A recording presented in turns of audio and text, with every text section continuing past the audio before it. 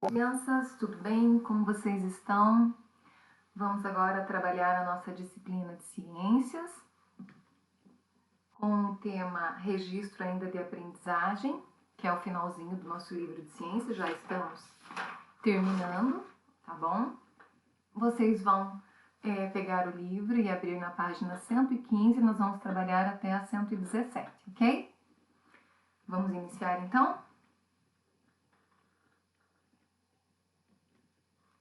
Tudo bem, abram lá na página 115.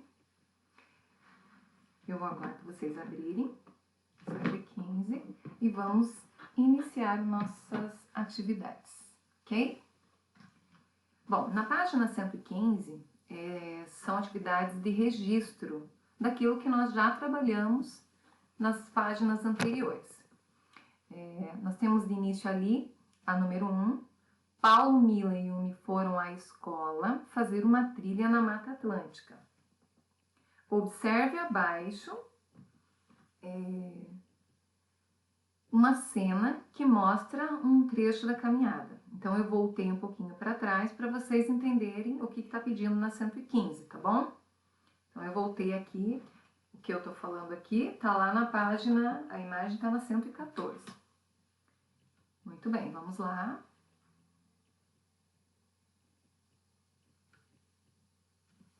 Agora sim, na página 115 está dizendo assim: Paulo e Yumi estão observando plantas diferentes. Que diferenças há entre as raízes das plantas? Bom, você vai olhar a imagem ali na página 114 e vai me dizer quais são as diferenças das plantas que tem ali, que estão ali. Como são as raízes, que tipo de planta que é, se você precisar da ajuda de um adulto, pede aí para a mamãe ou papai ajudar. Então, você vai colocar o que você está vendo ali na imagem sobre as plantas que o Paulo e a Yumi estão observando, ok? Na letra E, Yumi está observando uma orquídea. Bom, então você já sabe que uma das plantas é orquídea. E Paulo, uma ninfeia, outra planta que você pode colocar na resposta anterior ali. Sabemos que as plantas podem, com suas raízes, retirar os nutrientes de diferentes fontes. Então, a planta, ela tira os nutrientes, ela se alimenta também com as raízes ali. De onde a maioria das orquídeas e das ninfeias retiram os nutrientes e a água de que precisam. Tá? Relacione as colunas indicando com o número de cada planta sua fonte de água e nutrientes. As orquídeas, número 1, ela retira da água, do solo ou do ar, ou mais de uma. As ninfeias, elas retiram da água, do solo ou do ar. Então, cada uma delas retira de um lugar, ok? Então, você vai colocar ali, vai sobrar um item aqui na letra E ali para você preencher, que não vai ser colocado nada. Apenas dois quadradinhos correspondem às respostas do que o exercício está pedindo, ok? Próximo.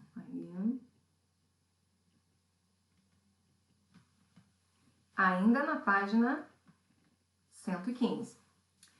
Qual das fontes de água e nutrientes não foi marcada na questão? Dê um exemplo de uma planta que encontre nessa fonte a água e os nutrientes de que precisam. Bom, no exercício ali, na letra E, teve um que você não marcou, certo? E aí você vai lá na imagem da página 114 e vai me dizer qual é a planta que retira a fonte de alimentação, né, dela, é a água e os nutrientes de que precisa desse que você não marcou na atividade anterior, certo? Você vai olhar ali algumas que te retiram dessa forma, certo? Que no caso seria o solo. Qual é a planta que retira os seus nutrientes e a sua água do solo, tá bom? Letra F. As plantas podem ter diferentes caules, certo? Analise a planta que Mila está observando e compare o seu caule com as demais plantas e que diferença você pode perceber. Então, você vai olhar ali, a Mila ela está observando uma planta específica. O Paulo uma e a Yumi uma ali também, né? Os demais também estão observando, mas vamos falar da planta que a Mila está observando. Percebendo ali, você consegue descrever que tipo de planta é essa? Por exemplo, percebemos que o seu caule é como? Você vai descrever a planta que ela está observando, a Mila, ok? Muito bem. Agora, página 116. Vira ali um pouquinho. Às vezes eu demoro um pouquinho para falar, gente, porque eu tenho que olhar aqui no meu livro também, tá bom? Página 116, letra G. Sabendo que as plantas precisam de da luz do sol para produzir o seu alimento e que são as folhas as grandes responsáveis por absorver essa luz, pensando nisso, observe as plantas rasteiras, ou seja, que estão no solo, presentes na imagem e responda: por que as plantas rasteiras têm as folhas maiores que as das árvores? Bom, você vai olhar lá na imagem, certo? E baseado em tudo que a gente trabalhou, você vai responder. Como as grandes árvores dificultam a entrada da luz e do sol no meio da mata, as plantas rasteiras precisam ter as folhas maiores para que consigam captar com facilidade a pouca luz que as atinge. Bom, as folhas que estão nas árvores, elas têm o acesso livre ao sol ali, certo? Mas as plantas rasteiras que ficam embaixo das árvores, na maioria das vezes, elas não têm essa facilidade. Então, o que acontece? As folhas ficam maiores para que possam ter acesso à luz do sol, tá bom? Então, você vai responder, vai procurar ali no texto, vai ler um pouquinho lá as páginas anteriores para poder responder, porque tudo que nós estamos vendo aqui fazendo no registro de aprendizagem, nós já trabalhamos, ok? Tranquilo? Bom, então vamos ali para número 2. O profissional responsável por organizar uma alimentação adequada com todos os tipos de nutrientes e vitaminas necessárias à boa saúde do nosso corpo é o nutricionista, certo? Vocês já foram alguma vez no nutricionista? Ele fala o que você precisa comer mais, qual a quantidade, o que você tem que deixar diminuir. Ele ajuda você a organizar a sua alimentação de uma forma que ela seja completa e que não falte nada. Você gostaria de ser um nutricionista? Ou conversar com algum? Por quê? Então, você vai já na página seguinte, ver ali que tem uma pirâmide alimentar. Nós já falamos um pouquinho sobre a pirâmide alimentar.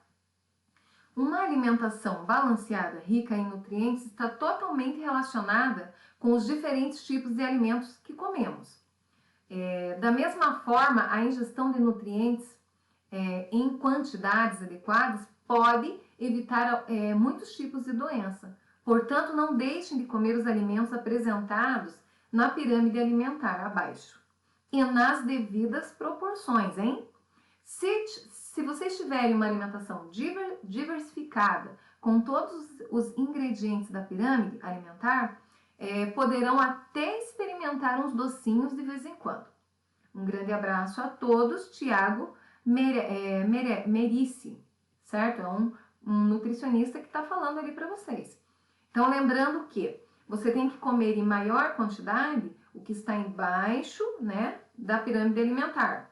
Aí, um pouquinho mais acima, tem ali várias frutas e verduras.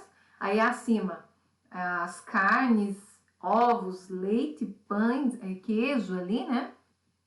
E, por último, lá na ponta da pirâmide alimentar, o que você tem que comer menos, certo? Seguindo a pirâmide alimentar, você tem uma alimentação diversificada, com tudo que o seu corpo precisa. E, por fim, lá em cima, Se você tiver tudo aquilo que está abaixo ali na pirâmide, você pode até comer uns docinhos, um salgadinho lá de vez em quando, tá bom? Vamos para o próximo slide.